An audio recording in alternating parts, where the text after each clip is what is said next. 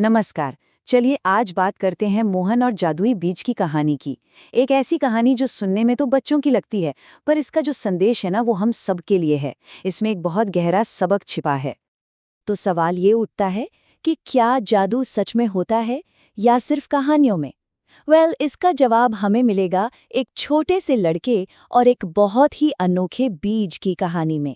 ये कहानी हमें सोचने पर मजबूर कर देगी कि जादू का असली मतलब आखिर है क्या। तो चलिए कहानी की शुरुआत करते हैं।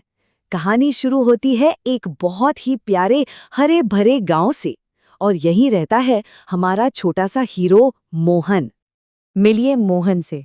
उम्र बस 5 साल, लेकिन उसकी मासूमियत और हर चीज को जानने की जो उत्सुकता थी वो पूरे गांव में मशहूर थी। सबको पता था कि ये कोई आम बच्चा नहीं है।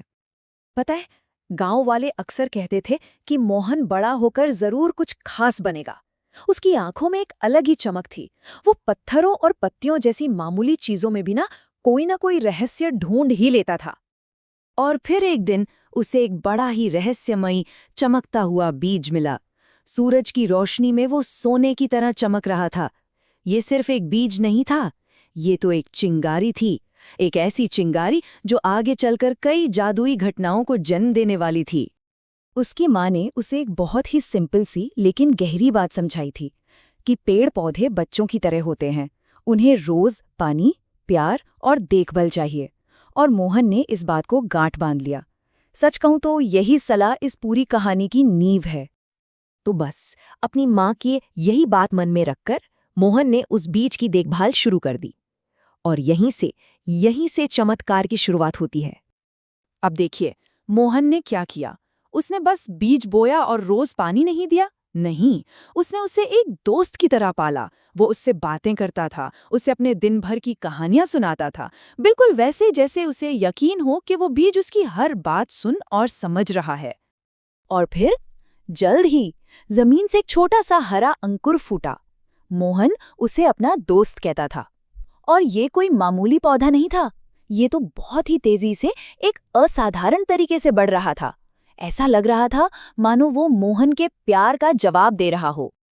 देखते ही देखते मोहन का छोटा सा आंगन एक जादुई जगह बन गया।